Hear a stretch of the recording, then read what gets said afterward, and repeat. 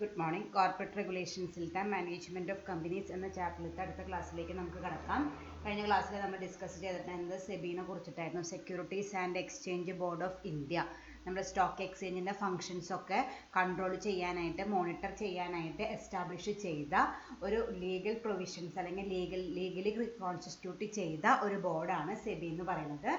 നമ്മുടെ അതുവരെയുള്ള stock exchange operations ഒന്നും not under the supervision of the law. ഈ സെബി കോൺസ്റ്റിറ്റ്യൂട്ട് ചെയ്ത ശേഷമാണ് അങ്ങനെ നമുക്ക് എന്ത് ചെയ്യാൻ പറ്റിയത്, നിയമപ്രകാരം എല്ലാ കാര്യങ്ങളും സ്റ്റോക്ക് എക്സ്ചേഞ്ചിൽ മുന്നോട്ട് പോയി തുടങ്ങിയത്. അപ്പോൾ നമ്മൾ എൻ്റെ പവേഴ്സും ഒബ്ജക്റ്റീവ്സും ഫങ്ഷൻസുമാണ് നമ്മൾ കഴിഞ്ഞ ക്ലാസ്സിൽ ഡിസ്കസ് ചെയ്തത്.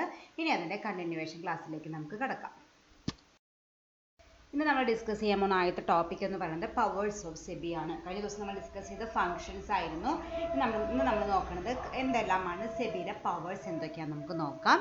Call for periodic returns from the stock exchange. Stock എക്സ്ചേഞ്ചിൽ നിന്ന് പീരിയോഡിക് ആയിട്ട് റിപ്പോർട്ടുകൾ അല്ലെങ്കിൽ ഇൻഫർമേഷൻ, അതിൻ്റെ ഫങ്ഷനുകളെ കുറിച്ചിട്ടുള്ള റിട്ടേൺ, അതായത് റിട്ടേൺ ഉദ്ദേശിക്കുന്നത് ഫിനാൻഷ്യൽ ഇൻഫർമേഷൻസ് എല്ലാം കോൾ ഫോർ ചെയ്യാനായിട്ട് സെബിക്ക് പവർ ഉണ്ട്. കാരണം സ്റ്റോക്ക് എക്സ്ചേഞ്ചിനെ കൺട്രോൾ ചെയ്യുന്ന അൾട്ടിമേറ്റ് അതോറിറ്റി അവരാണ്.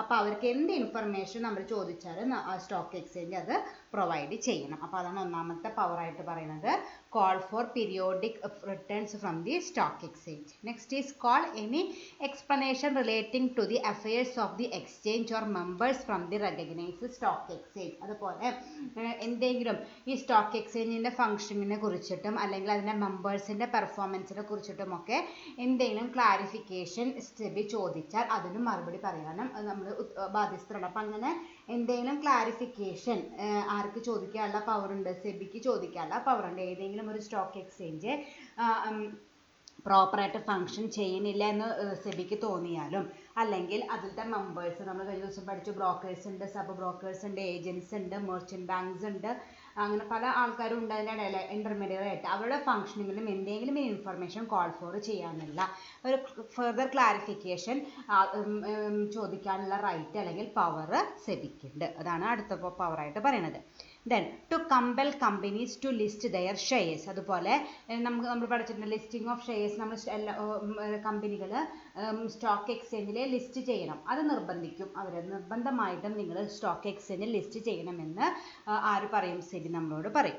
Then to give direction to stock exchange in general or in particular to make rules to or to amend rules. അതായത് stock എക്സ്ചേഞ്ചിന് common ആയിട്ടും അല്ലെങ്കിൽ ഒരു പെർട്ടിക്കുലർ സ്റ്റോക്ക് എക്സ്ചേഞ്ചിന് ഇൻഡിവിജ്വൽ ആയിട്ടും ഡയറക്ഷൻസ് കൊടുക്കാനും, to make rules or to amend rules, അവർക്ക് ആവശ്യമായിട്ടുള്ള അവർ ഫോളോ ചെയ്യേണ്ട റൂൾസും റെഗുലേഷൻസ് ഉണ്ടാക്കാനും, അല്ലെങ്കിൽ ഓൾറെഡി ഉണ്ടാക്കിയ റൂൾസും റെഗുലേഷൻസും അമെൻമെൻറ്റ് നടത്താനുമുള്ള പവർ ആർക്കാണുള്ളത്? സെബിക്കാണുള്ളത്. അതായത് ഒരു സ്റ്റോക്ക് എക്സ്ചേഞ്ച് എങ്ങനെ വർക്ക് ചെയ്യണം എന്നുള്ള റൂൾസ് റെഗുലേഷൻസ് ഫോർമുലേറ്റ് ചെയ്യാനും അത് അമെൻമെൻറ്റ് നടത്താനുമുള്ള പവർ ആർക്കുണ്ട്? സെബിക്ക് ഉണ്ട്. അതാണ് പറയുന്നത് to give directions to the exchange in general or in particular to make rules or to amend rule. മൊത്തത്തിൽ കോമൺ ആയിട്ട് കുറേ ഇൻസ്ട്രക്ഷൻസ് കൊടുക്കും. അതുപോലെ ഓരോ പെർട്ടിക്കുലർ സ്റ്റോക്ക് എക്സ്ചേഞ്ചിനും സെപ്പറേറ്റ് ഡയറക്ഷനും ആര് കൊടുക്കും? സെബി കൊടുക്കും.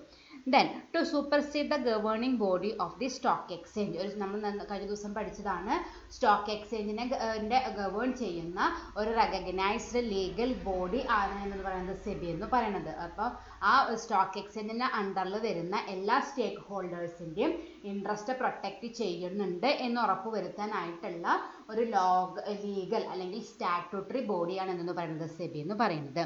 Then to suspend the business of the recognized stock exchange. ഏതെങ്കിലും ഒരു സ്റ്റോക്ക് എക്സ്ചേഞ്ചിൻ്റെ activities not as per the law, അല്ലെങ്കിൽ നിയമപ്രകാരം അല്ലാണ്ട് എന്തെങ്കിലും ആക്ടിവിറ്റീസ് ഏതെങ്കിലും ഒരു സ്റ്റോക്ക് എക്സ്ചേഞ്ച് അണ്ടർടേക്കൻ ചെയ്യുകയാണെങ്കിൽ അവരുടെ ആക്ടിവിറ്റീസ് സസ്പെൻഡ് ചെയ്യാനുള്ള അല്ലെങ്കിൽ ഫ്രീസ് ചെയ്യാനുള്ള റൈറ്റ് ആർക്കുണ്ട്? സെബിക്ക് ഉണ്ട്. Then to grant recognition to stock exchange. അതുപോലെ ഏതെങ്കിലും ഒരു സ്റ്റോക്ക് എക്സ്ചേഞ്ചിന് പെർമിഷൻ നിങ്ങൾ ഫംഗ്ഷൻ ചെയ്തോളൂ എന്ന് പറഞ്ഞിട്ടുള്ള പെർമിഷൻ കൊടുക്കാനുള്ള റൈറ്റും ആർക്കാണുള്ളത്? സെബിക്കാണുള്ളത്. Then withdrawal of recognition of stock exchange. Recognition കൊടുക്കുന്നതും സ്റ്റോക്ക് എക്സ്ചേഞ്ച് ആണ്. അവർ നിയമപ്രകാരം വർക്ക് ചെയ്യുന്നില്ലെങ്കിൽ, നമ്മൾ നേരത്തെ പറഞ്ഞു ഫ്രീസ് ചെയ്തു എന്ന് പറഞ്ഞു, അല്ലെങ്കിൽ സസ്പെൻഡ് ചെയ്തു എന്ന് പറഞ്ഞു, പിന്നെയും അവർ ആ രീതിയിൽ വർക്ക് ചെയ്യുന്നില്ലെങ്കിൽ അത് ക്യാൻസൽ ചെയ്യാനുള്ള, സ്റ്റോക്ക് എക്സ്ചേഞ്ച് അലൗ ചെയ്ത് കൊടുത്തിട്ടുള്ള റെക്കഗ്നിഷൻ ക്യാൻസൽ ചെയ്യാനുള്ള റൈറ്റും വിഡ്രോ ചെയ്യാനുള്ള റൈറ്റും സെബിക്ക് തന്നെയാണുള്ളത്. Then prohibit contract. ഈ സ്റ്റോക്ക് എക്സ്ചേഞ്ചിൻ്റെ അണ്ടറിൽ വരുന്ന ഏജൻസും ക്ലയൻറ്റുകളും തമ്മിലുള്ള ഏതെങ്കിലും ഒരു കോൺട്രാക്ട് ഇല്ലീഗലാണ് സെബിക്ക് തോന്നുകയാണെങ്കിൽ അത് പ്രൊഹിബിറ്റ് ചെയ്യാന്ന് വെച്ചാൽ ക്യാൻസൽ ചെയ്യാനുള്ള റൈറ്റും പവറും ആർക്കുണ്ട്? സെബിക്കുണ്ട്. അപ്പോൾ ഒരു സ്റ്റോക്ക് എക്സ്ചേഞ്ച് ആകുമ്പോൾ ഈ ഇൻ്റർമീഡിയറീസും ക്ലയൻസും തമ്മിൽ പലതരത്തിലുള്ള കോൺട്രാക്റ്റുകളും എൻ്റർ ചെയ്യും. അതിൽ ഏതെങ്കിലും ഒരു കോൺട്രാക്റ്റുകൾ ഇല്ലീഗലാണ് സെബിക്ക് തോന്നുകയാണെങ്കിൽ അത് പ്രൊഹിബിറ്റ് ചെയ്യാനുള്ള power സെബിക്കുണ്ട്. Making or amending rules or articles of association of stock exchange regarding voting right of members of a stock exchange at any meeting. അതുപോലെ നമുക്ക് നേരത്തെ നമ്മൾ പറഞ്ഞ റൂൾസിൽ അമെൻമെൻറ്റ് നടത്താനുള്ള റൈറ്റ് ഉണ്ടെന്ന് പറഞ്ഞു. അതുപോലെ മേക്കിംഗ് ഓർ അമെൻഡിങ് റൂൾസ്, അതുപോലെ പല പല റൂളുകൾ ഉണ്ടാക്കാനും അത് ചേഞ്ചസ് നടത്താനും. Then changing or amending articles of association of stock exchange. Stock എക്സ്ചേഞ്ചിലും എന്തുണ്ടാവും? ആർട്ടിക്കിൾസ് ഓഫ് അസോസിയേഷൻ ഉണ്ടാവും. അത് അമെൻഡ് ചെയ്യാനുള്ള റൈറ്റും ആർക്കാണുള്ളത്? സെബിക്കാണുള്ളത്. Regarding voting rights of members of stock exchange at any meeting. അതിൽ വോട്ടിംഗ് റൈറ്റിനെ കുറിച്ചിട്ട് എന്തെങ്കിലും ഓൾട്രേഷൻ വേണം, ആർട്ടിക്കിൾസ് ഓഫ് അസോസിയേഷനിൽ എന്തെങ്കിലും ഓൾട്രേഷൻ വേണമെങ്കിൽ അത് നടത്താനുള്ള റൈറ്റും സെബിക്കാണുള്ളത്. ഇനിയുണ്ട് അടുത്ത സ്ലൈഡിൽ. അപ്പോൾ ഇതിൽ നമ്മൾ എന്തൊക്കെയാണ് പറഞ്ഞത്? പീരിയോഡിക്കൽ റിട്ടേൺ കോൾ ഫോർ ചെയ്യാം, എക്സ്പ്ലനേഷൻ കോൾ ഫോർ ചെയ്യാം, ലിസ്റ്റ് ചെയ്യാൻ കമ്പനികളെ നിർബന്ധിക്കാനുള്ള റൈറ്റ് ഉണ്ട്, ഡയറക്ഷൻസ് ഇൻ ജനറലും പെർട്ടിക്കുലർ ആയിട്ട് കൊടുക്കാം, ഗവേണിംഗ് ബോഡിയാണ്, സ്റ്റാറ്റ്യൂട്ടറി ഗവേണിംഗ് ബോഡിയാണ് സെബി എന്ന് പറയുന്നത്, ബിസിനസ് സസ്പെൻഡ് ചെയ്യാം, റെക്കഗ്നിഷൻ കൊടുക്കാം, കൊടുത്ത റെക്കഗ്നിഷൻ വിഡ്രോ ചെയ്യാം, കോൺട്രാക്റ്റ് പ്രൊഹിബിറ്റ് ചെയ്യാം, അതുപോലെ റൂൾസ് ഉണ്ടാക്കും ചെയ്യാം, അത് അമെൻമെൻറ്റ് ചെയ്യാം, അതുപോലെ ആർട്ടിക്കിൾസ് ഓഫ് അസോസിയേഷൻ അമെൻഡ് ചെയ്യാനുള്ള റൈറ്റും ആർക്കാണുള്ളത്? സെബിക്കാണുള്ളത്. Okay. Next is to grant licence to dealers in stock exchange. Stock എക്സ്ചേഞ്ചിലുള്ള ഡീലേഴ്സിന് ലൈസൻസ് കൊടുക്കാനുള്ള റൈറ്റ് പവർ ആർക്കാണുള്ളത്? സെബിക്കാണുള്ളത്. Regulation and control of business of dealing in spot delivery contract. നമ്മൾ നേരത്തെ പറഞ്ഞു കോൺട്രാക്റ്റുകൾ പലതരത്തിലുണ്ടെന്ന് പറഞ്ഞു. അതുപോലെ ഓൺ ദ സ്പോട്ട് ഡെലിവറി കോൺട്രാക്റ്റുകൾ ഉണ്ടെങ്കിൽ അത് റെഗുലേറ്റ് ചെയ്യാനും കൺട്രോൾ ചെയ്യാനുള്ള റൈറ്റും സെബിക്കാണുള്ളത്. Then to power to grant recognition registration to intermediaries. നമ്മൾ പറഞ്ഞു പല ഇൻ്റർമീഡിയറീസ് ഉണ്ടെന്ന് നമുക്കറിയാം. ആ ഇൻ്റർമീഡിയറീസിനൊക്കെ ലൈസൻസ് ഇഷ്യൂ ചെയ്യേണ്ടതും ആര് തന്നെയാണ്? സെബി തന്നെയാണ്. Then power to levy fees and other charges for carrying out the purpose of registration പർപ്പസുകൾ കാര്യങ്ങളൊക്കെ ആരാ ചെയ്തു കൊടുക്കുക? സെബിയാണ് ചെയ്തു കൊടുക്കുക. ഇപ്പോൾ കമ്പനിക്കായാലും അല്ലെങ്കിൽ ഇൻ്റർമീഡിയറിക്കായാലും എല്ലാവർക്കുള്ള രജിസ്ട്രേഷൻ കാര്യങ്ങളൊക്കെ സെബിയാണ് ചെയ്തു കൊടുക്കുക. ആ കാര്യങ്ങളൊക്കെ ചെയ്തു കൊടുത്തതിന് ഫീസ് ചാർജ് ചെയ്യാനുള്ള പവറും ആർക്കുണ്ട്? സെബിക്കുണ്ട്. അപ്പോൾ ഇത്രയും കാര്യങ്ങളാണ് പവേഴ്സ് ഓഫ് സെബിയിൽ നമുക്ക് ഡിസ്കസ് ചെയ്യാനുള്ളത്.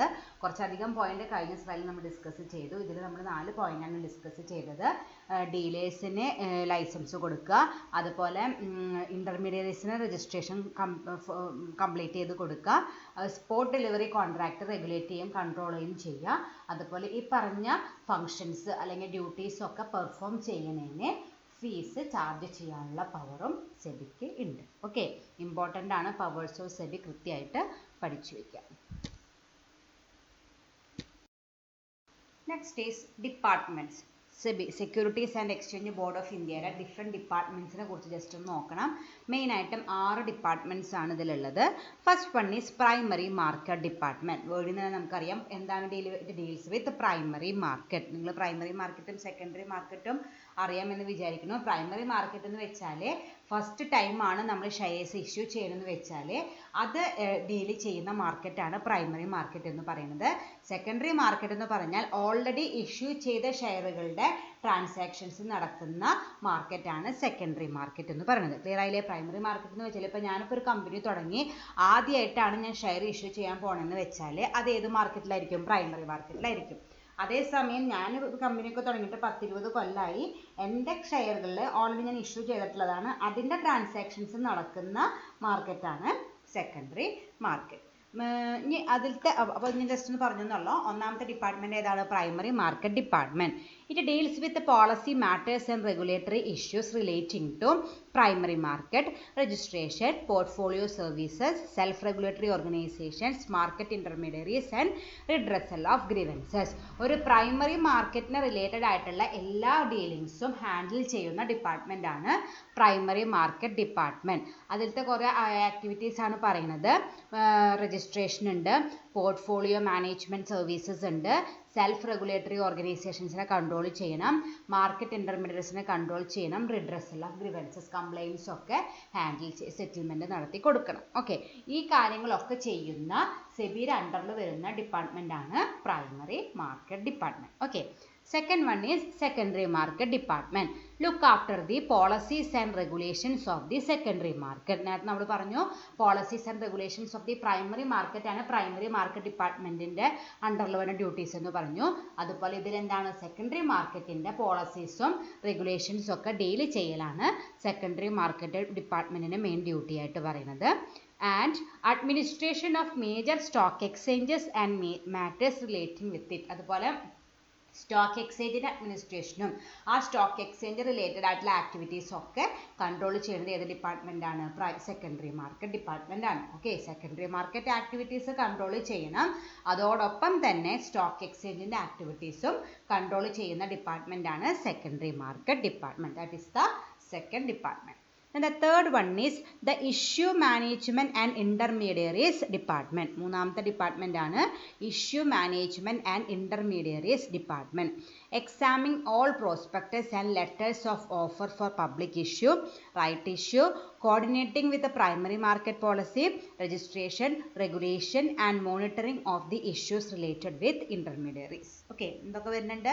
എല്ലാ പ്രോസ്പെക്ടസും ചെക്ക് ചെയ്യണം, letter of offer for public issue നടത്തുന്ന ലെറ്റർ ഓഫ് ഓഫർ ഉണ്ടാവും, അത് കൃത്യമായിട്ട് തന്നെ എല്ലാവരും പ്രിപ്പയർ ചെയ്തേക്കുന്നത് കൃത്യമായിട്ട് എക്സാമിൻ ചെയ്യണം, റൈറ്റ് ഇഷ്യൂ റിലേറ്റഡ് ആയിട്ടുള്ള എല്ലാ കാര്യങ്ങളും അവർ ഒബ്സർവ് ചെയ്യണം, കോർഡിനേറ്റിംഗ് വിത്ത് പ്രൈമറി മാർക്കറ്റ് പോളിസി, പ്രൈമറി മാർക്കറ്റിൽ വരുന്ന എല്ലാ ആക്ടിവിറ്റീസും കോർഡിനേറ്റ് ചെയ്യേണ്ടത് ഈ ഡിപ്പാർട്ട്മെന്റ് ആണ്.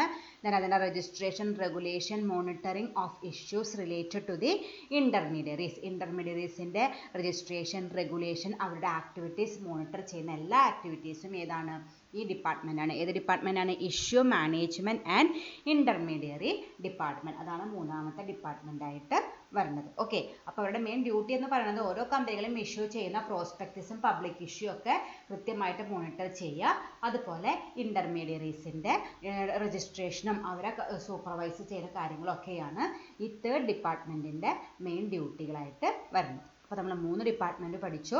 Primary market department, secondary market department, issue management and intermediaries department. ഇനി 3 കൂടി ഉണ്ട്. Then fourth department is institutional investors, the mergers and requisition, research and public department. ഇത്തിരി വലുതാണ്. institutional investors, mergers and requisition, research and public department. അതിന് short ആയിട്ട് ഓരോന്നിൻ്റെയും first letter വെച്ചിട്ട് IIMARP department എന്നും പറയും. Frames policies for foreign institutional investors, mutual funds and other matters like publication, membership in international organizations, etc. കുറേ കാര്യങ്ങൾ ഈ department deal ചെയ്യുന്നുണ്ട്. അതിൽ മെയിൻ കാര്യങ്ങൾ മാത്രം ഇവിടെ പറഞ്ഞിട്ടുള്ളൂ. ഫോറിൻ ഇൻസ്റ്റിറ്റ്യൂഷണൽ ഇൻവെസ്റ്റേഴ്സ്, നമുക്കറിയാം FIIs, ഫോറിൻ ഇൻസ്റ്റിറ്റ്യൂഷൻ ഇൻവെസ്റ്റേഴ്സ് എന്ന് പറഞ്ഞാൽ എന്താണ്? നമ്മുടെ ഫോറിൻ കൺട്രികളിൽ നിന്ന് നമ്മുടെ അവിടേക്ക് ഇൻവെസ്റ്റ്മെന്റ് ചെയ്യുന്ന ആൾക്കാരെ വിളിക്കുന്ന പേരാണ് ഫോറിൻ ഇൻസ്റ്റിറ്റ്യൂഷണൽ ഇൻവെസ്റ്റേഴ്സ്. അവർക്ക് ആവശ്യമായിട്ടുള്ള പോളിസീസ് ഫ്രെയിം ചെയ്യുക. Then mutual funds and other matters, then mutual fund regulate ചെയ്യുക, അവർക്ക് ആവശ്യമായിട്ടുള്ള പോളിസീസ് ഫോർമുലേറ്റ് ചെയ്യുക. Then other matters like publication, membership in international organisations etcetera കാര്യങ്ങളൊക്കെ കൺട്രോൾ ചെയ്യുന്ന ഡിപ്പാർട്ട്മെന്റ് ആണ് IIMARP ഡിപ്പാർട്ട്മെന്റ്. അതാണ് 4ാമത്തെ ഡിപ്പാർട്ട്മെന്റ് ആയിട്ട് വരുന്നത്. Okay, then the 5th one is legal department. Look after all legal matters under the supervision of the general counsel. പേര് നമുക്കറിയണ പോലെ തന്നെ എല്ലാ ലീഗൽ മാറ്റേഴ്സും ഹാൻഡിൽ ചെയ്യുന്ന ഡിപ്പാർട്ട്മെന്റ് ആണ് ലീഗൽ ഡിപ്പാർട്ട്മെന്റ് എന്ന് പറയുന്നത്, under the supervision of general council. Then the 6th department is investigation department. Carries out the inspection and investigation under the supervision of chief of investigation. അപ്പം നമ്മൾ നേരത്തെ legal പറഞ്ഞ പോലെ തന്നെ ഇൻവെസ്റ്റിഗേഷൻ എന്തായിരിക്കും? എല്ലാ കാര്യങ്ങളും ഇൻസ്പെക്ട് ചെയ്യുക, ഇൻവെസ്റ്റിഗേഷൻ നടത്തുക. അത് ചെയ്യേണ്ട ഡിപ്പാർട്ട്മെന്റ് ആണ് ഇൻവെസ്റ്റിഗേഷൻ ഡിപ്പാർട്ട്മെന്റ് എന്ന് പറയുന്നത്, under the guidance or supervision of the chief of investigation. Okay, അപ്പം ആദ്യത്തെ 3 തന്നെയാണ് ഏറ്റവും ഇമ്പോർട്ടൻറ്റ്. പിന്നെ സബ്സിഡറി ആയിട്ട് തന്നെ 4 എടുത്തുള്ളത്, 3 എടുത്തുള്ളതിൽ അങ്ങനെ മൊത്തം 6 ഡിപ്പാർട്ട്മെന്റുകളാണ് ഈ ഒരു ഇതിലുണ്ടാവുക, സെബിയിൽ ഉണ്ടാവുക. Primary market department, then secondary market department, issue management and intermediary department, then IMARP department, legal department and investigation department. Okay, ഇനി അടുത്ത് നമുക്ക് നോക്കാനുള്ളത് പെനാൽറ്റീസ് ആൻഡ് അഡ്ജുഡിക്കേഷൻ. എന്തെല്ലാം കാര്യങ്ങളാണ് പെനാൽറ്റി ചാർജ് ചെയ്യണം? നമ്മൾ നേരത്തെ പഠിച്ചിട്ടുണ്ട്. സെബി എന്ന് പറയുന്നത് ഒരു സ്റ്റാറ്റ്യൂട്ടറി ബോഡിയാണ്. അവർക്ക് എന്ത് പെനാൽറ്റിയും ചാർജ് ചെയ്യാനുള്ള പവർ ഉണ്ട്. അപ്പോൾ എന്തൊക്കെ രീതിയിലുള്ള പെനാൽറ്റി അല്ലെങ്കിൽ എന്തൊക്കെ രീതിയിലുള്ള അഡ്ജുഡിക്കേഷൻ, അതായത് എന്തെല്ലാം വിധികളാണ് അവരെ അല്ലെങ്കിൽ എന്തെല്ലാം ഇഷ്യൂസ് ആണ് അല്ലെങ്കിൽ ഓർഡറുകളാണ് അവർക്ക് ഇഷ്യൂ ചെയ്യാൻ പറ്റുക നമ്മൾ ഡിസ്കസ് ചെയ്യാനായിട്ട് പോണത്. First one is penalty for failure to furnish information return etcetera. നമ്മൾ നേരത്തെ പവറിൽ പഠിച്ചു, ഏത് സമയത്തും എന്ത് ഇൻഫർമേഷനും കോൾ ഫോർ ചെയ്യാനുള്ള പവർ ആർക്കുണ്ട്? സെബിക്ക് ഉണ്ട്. നമ്മൾ നേരത്തെ പഠിച്ചു പവറിൽ ഏറ്റവും ആദ്യത്തെ പോയിന്റ് ആയിട്ട് അതാ പഠിച്ചത്. അങ്ങനെ കോൾ ഫോർ ചെയ്തിട്ട് ആ സമയത്ത് അതിനുള്ള മറുപടി കൊടുത്തില്ലെങ്കിൽ പെനാൽറ്റി ചാർജ് ചെയ്യും. അതാണ് ഒന്നാമത്തെ പെനാൽറ്റി ആയിട്ട് പറയുന്നത്, penalty for failure to furnish information return etcetera. അല്ല, പെനാൽറ്റി പറയുന്നത് 1 lakh rupees for each day during the failure or 1 crore whichever is less. എത്ര നാളാണോ, നമ്മളിപ്പോൾ സപ്പോസ് എല്ലാ മാസവും അവസാനം നമ്മളോട് റിട്ടേൺ കൊടുക്കാൻ പറഞ്ഞിട്ടുണ്ടെന്ന് വിചാരിക്കുക. നമ്മളിപ്പോൾ കഴിഞ്ഞ മാസം മാർച്ച് 31 കൊടുക്കേണ്ട റിട്ടേൺ ഇന്ന് ഏപ്രിൽ 7 ആയിട്ടും കൊടുത്തിട്ടില്ല.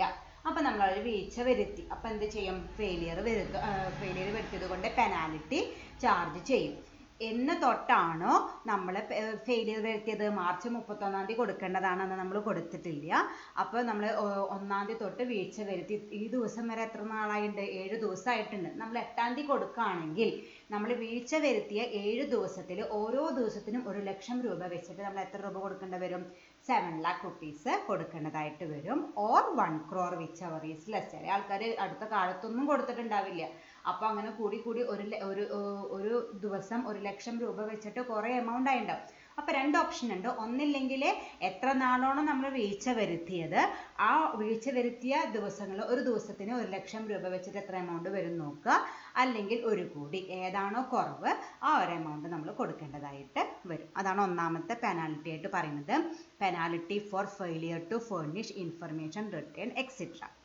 The second penalty is penalty for failure by any person to enter into agreement with clients. നമ്മൾ നേരത്തെ പറഞ്ഞു ഇന്റർമീഡിയറീസ് ആവുമ്പോൾ ക്ലയന്റ് ആയിട്ട് പല എഗ്രിമെന്റും എൻ്റർ ചെയ്യുന്നുണ്ടാവും.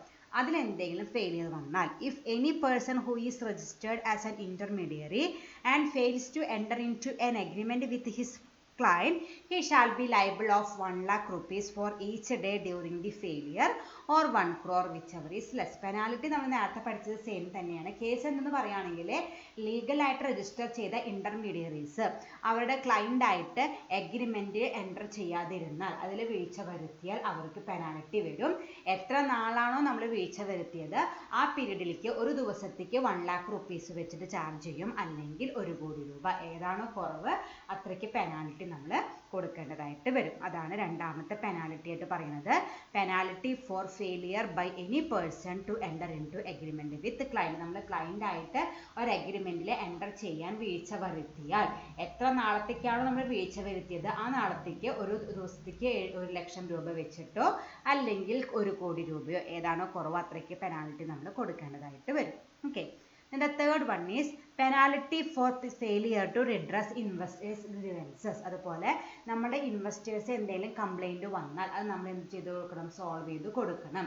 അതിൽ വീഴ്ച വരുത്തിയാലും ഈ പറഞ്ഞോണം എത്ര നാളത്തേക്കാണ് നമ്മൾ വീഴ്ച വരുത്തിയത് ആ പീരീഡിലേക്ക് ഒരു ദിവസത്തേക്ക് 1 ലക്ഷമോ അല്ലെങ്കിൽ 1 കോടിയോ ഏതാണോ കുറവ് നമ്മൾ പെനാൽറ്റി ആയിട്ട് കൊടുക്കേണ്ടതായിട്ട് വരും. 1 lakh rupee for each day during the failure or 1 crore whichever is less. അതാണ് മൂന്നാമത്തെ പെനാൽറ്റി എന്ന് പറയുന്നത്. നമ്മുടെ ഇൻവെസ്റ്റേഴ്സിന് എന്തെങ്കിലും കംപ്ലൈന്റ് ഉണ്ടെങ്കിൽ അധികം താമസമില്ലാതെ അത് നമ്മൾ സോൾവ് ചെയ്ത് കൊടുക്കാനായിട്ട് നമ്മൾ ട്രൈ ചെയ്യണം. Okay, And the fourth one is penalty for certain default in case of mutual fund. Defaults like fail to obtain certificate of registration. Mutual fund related കുറച്ച് ഇഷ്യൂസ് പറയുന്നുണ്ട്. അതിലൊക്കെ നമ്മൾ വീഴ്ച വരുത്തിയാൽ നമ്മൾ പെനാലിറ്റി കൊടുക്കേണ്ടതായിട്ട് വരും. ഒന്നെന്ന് പറയുന്നത് fail to obtain certificate of registration. Certificate of registration നമ്മൾ എടുത്തിട്ടില്ലെങ്കിൽ നമുക്ക് പെനാലിറ്റി വരും. Fail to comply the terms and conditions. അവർ പറഞ്ഞ ടേംസ് ആൻഡ് കണ്ടീഷൻസ് നമ്മൾ ഫോളോ ചെയ്യാതിരിക്കുക. Fail to make an application for listing of its scheme. അതുപോലെ നമ്മുടെ ഈ മ്യൂച്വൽ ഫണ്ടിൻ്റെ സ്കീമുകൾ ലിസ്റ്റ് ചെയ്യാതിരിക്കുക. Fail to dispatch unit certificate. ഓരോ യൂണിറ്റിലും നമുക്കറിയാലോ മ്യൂച്വൽ ഫണ്ടൊക്കെ ഡീൽസ് വിത്ത് യൂണിറ്റ്സ് ആണ്. അതിൻ്റെ സർട്ടിഫിക്കറ്റ് ഡിസ്പാച്ച് ചെയ്യാതെ ഫെയിലിയർ ആവുമ്പോൾ. Then fail to refund the application money. Excess application money receive ചെയ്തിട്ടുണ്ടെങ്കിൽ അത് റീഫണ്ട് ചെയ്യാതിരുന്നാൽ. Fail to invest money in the specified manner. അതുപോലെ മ്യൂച്വൽ ഫണ്ടിൽ നമ്മളുടെ കയ്യിൽ നിന്ന് വാങ്ങിച്ചിട്ട് അവർ ഓരോരോ യൂണിറ്റിൽ ഇൻവെസ്റ്റ്മെൻറ്റ് നടത്താണ് ചെയ്യുക. അത് അവർ പ്രോപ്പറായിട്ട് ചെയ്തിട്ടില്ലെങ്കിലും അവർ ഡിഫോൾട്ട് വരുത്തും. ഇങ്ങനെ 6 ഡിഫോൾട്ടുകളാണ് വരുത്തുക. ഈ 6 എണ്ണത്തിൽ ഏതെങ്കിലും ഒരെണ്ണം വയലേറ്റ് ചെയ്താൽ shall be liable of 1 lakh rupees for each day during the failure or 1 crore whichever is less. നേരത്തെ അതേ പെനാൽറ്റി തന്നെയാണ്. എത്ര നാളാണോ വീഴ്ച വരുത്തിയത് ആ പീരീഡിലേക്ക് ഒരു ദിവസത്തേക്ക് 1 ലക്ഷം രൂപയോ അല്ലെങ്കിൽ 1 കോടി രൂപയോ ഏതാണോ കുറവ് അത്രയ്ക്ക് പെനാൽറ്റി നമ്മൾ അടയ്ക്കേണ്ടതായിട്ട് വരും. അപ്പോൾ 6 ഡിഫോൾട്ടുകൾ പറഞ്ഞിട്ടുണ്ട്. സർട്ടിഫിക്കറ്റ് ഓഫ് രജിസ്ട്രേഷൻ കിട്ടാതിരിക്കുക, ടേംസ് ആൻഡ് കണ്ടീഷൻസ് ഫോളോ ചെയ്യാതിരിക്കുക, ലിസ്റ്റിംഗ് നടത്താതിരിക്കുക, യൂണിറ്റ് സർട്ടിഫിക്കറ്റ് ഇഷ്യൂ ചെയ്യാതിരിക്കുക, എക്സസ് ആപ്ലിക്കേഷൻ മണി റീഫണ്ട് ചെയ്യാതിരിക്കുക, അതുപോലെ അവരുടെ ഓരോ ഇൻഡിവിജ്വലിൽ നിന്നും കളക്ട് ചെയ്ത ഫണ്ട് പ്രോപ്പറായിട്ട് ഇൻവെസ്റ്റ്മെൻറ്റ് നടത്താതിരിക്കുക. ഈ കേസസിൽ ഏതെങ്കിലും ഒന്ന് ചെയ്താൽ നമുക്ക് ഈ രീതിയിലുള്ള പെനാൽറ്റി കിട്ടും. ഓക്കെ, അപ്പോൾ 4 പെനാൽറ്റി കഴിഞ്ഞിട്ടില്ല, ഇനിയുണ്ട്. Next is penalty for failure to observe rules and regulations by an asset management company. ഒരു അസറ്റ് മാനേജ്മെൻറ്റ് കമ്പനിയിൽ അതിൻ്റെ റൂൾസും റെഗുലേഷൻസും follow ചെയ്യാതിരുന്നാൽ 1 lakh rupee for each day during the failure or 1 crore which ever is less. നമ്മൾ നേരത്തെ പറഞ്ഞ അതേ penalty തന്നെ. എത്ര നാളാണോ നമ്മൾ വീഴ്ച വരുത്തിയത് അതിലേക്ക് ഒരു ദിവസത്തേക്ക് 1 ലക്ഷം രൂപ വെച്ചിട്ടോ അല്ലെങ്കിൽ 1 കോടിയോ ഏതാണ് കുറവ് അത്രയ്ക്ക് പെനാൽറ്റി നമ്മൾ കൊടുക്കേണ്ടതായിട്ട് വരും. എപ്പോൾ failure to observe the rules and regulations. റൂൾസും റെഗുലേഷൻസും ഫോളോ ചെയ്യാതിരുന്നാൽ നമ്മൾ പെനാൽറ്റി കൊടുക്കേണ്ടതായിട്ട് വരും. And the 6th one is penalty for default in case of stock brokers. stock brokersഉം എന്തെങ്കിലും ഡിഫോൾട്ട് വരുത്തിയാലും അവർക്കും പെനാൽറ്റി ചാർജ് ചെയ്യും. എന്തൊക്കെയാണെന്ന് വെച്ചാൽ fails to issue contract note in a specified manner, he shall be liable to a penalty not exceeding 5 times the amount for which contract note was issued. ഒന്നാമത്തെ default എന്ന് പറയുന്നത് contract not issue ചെയ്യാതിരുന്നാൽ. നമ്മൾ നേരത്തെ പറഞ്ഞ പോലെ ഒരു ഇൻ്റർമീഡിയറിയും ക്ലയൻറ്റും തമ്മിൽ ഒരു കോൺട്രാക്ട് അല്ലെങ്കിൽ ഒരു എഗ്രിമെൻറ്റിൽ എൻ്റർ ആവും. അത് എൻ്റർ ചെയ്ത് കഴിഞ്ഞാൽ എന്ത് ഇഷ്യൂ ചെയ്യണം? കോൺട്രാക്ട് നോട്ട് ഇഷ്യൂ ചെയ്യണം. അങ്ങനെ ഇഷ്യൂ ചെയ്യാതെ ഇരുന്നാൽ അവർക്ക് പെനാൽറ്റി വരും.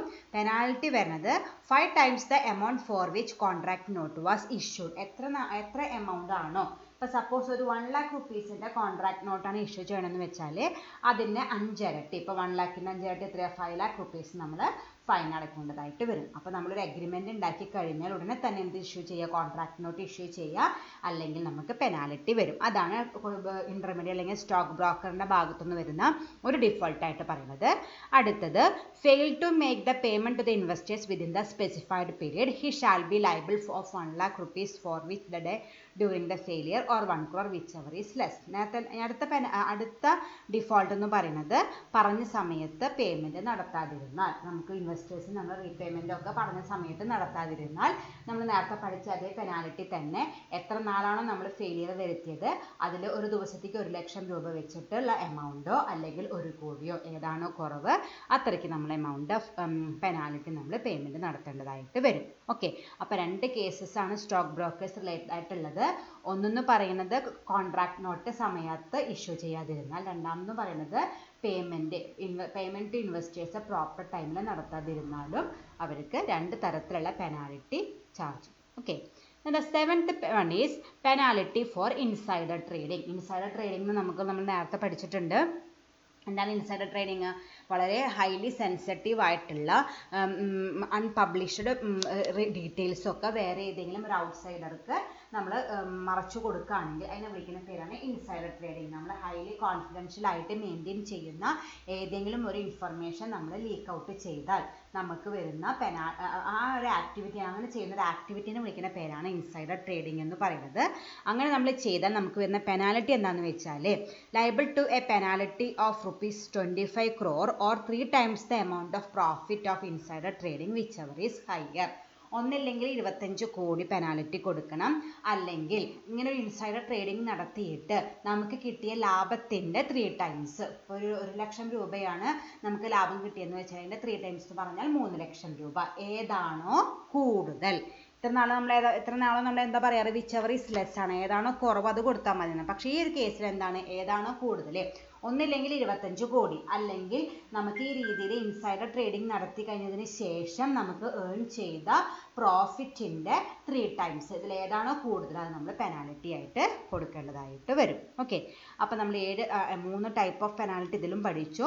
ഒന്നെന്ന് പറയുന്നത് റൂൾസ് ആൻഡ് റെഗുലേഷൻസ് ഒബ്സർവേഷൻ നടത്താതിരുന്നാൽ, പിന്നെ സ്റ്റോക്ക് ബ്രോക്കേഴ്സിൻ്റെ ഡിഫോൾട്ട്, ദെൻ ഇൻസൈഡർ ട്രേഡിങ്ങിന് വരുന്ന penalty. Okay, 8th one is penalty for non-disclosure of acquisition of shares and takeover. Non-disclosure of acquisition of shares or takeover. ഏതെങ്കിലും share acquire ചെയ്യുക അല്ലെങ്കിൽ take over ചെയ്യുക, ആ കാര്യങ്ങളൊന്നും നമ്മൾ പ്രോപ്പറായിട്ട് ഡിസ്ക്ലോസ് ചെയ്തിട്ടില്ലെങ്കിൽ അതിനുള്ള പെനാൽറ്റി എന്ന് പറഞ്ഞാൽ നമ്മൾ നേരത്തെ പഠിച്ച അതേ പെനാൽറ്റി തന്നെയാണ്. Liable to a penalty of 25 crore or 3 times of the amount of profit out of such activity whichever is high. ഒന്നല്ലെങ്കിൽ 25 കോടി, അല്ലെങ്കിൽ അങ്ങനെ ഒരു ആക്ടിവിറ്റി അങ്ങനെ ഡിസ്ക്ലോസ് ചെയ്തത് കൊണ്ട് നമുക്ക് ഉണ്ടായ പ്രോഫിറ്റിൻ്റെ 3 times, അതിൽ ഏതാണോ കൂടുതൽ അത്രയ്ക്ക് എമൗണ്ട് പെനാൽറ്റി നമ്മൾ കൊടുക്കേണ്ടതായിട്ട് വരും. Okay, non disclosure of acquisition of shares or take over. Then the 9th one is penalty for fraudulent trade practices.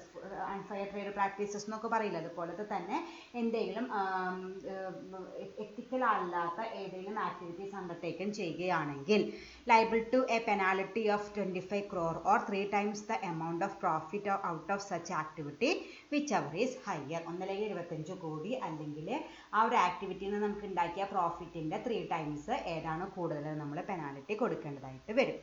And the last one is penalty for contravention where no separate penalty has been provided.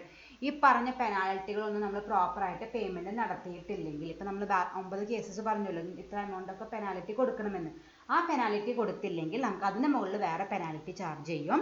Liable to a penalty which may exceed to 1 crore rupees. 1 കോടി രൂപ വരെ penalty charge ചെയ്യാവുന്ന കേസസും ഉണ്ടാവാറുണ്ട്. Okay, അപ്പം നമുക്ക് by chance ഇപ്പോൾ ഒരു penalty വന്നാൽ നമ്മൾ എന്ത് ചെയ്യുക, എത്രയും പെട്ടെന്ന് ആ പെനാൽറ്റി അടയ്ക്കുക, അല്ലെങ്കിൽ അതിൻ്റെ മുകളിൽ ആ പെനാൽറ്റി അടയ്ക്കാത്തത് കൊണ്ട് അതിൻ്റെ മുകളിൽ വേറെ പെനാൽറ്റി ചാർജ് ചെയ്യും.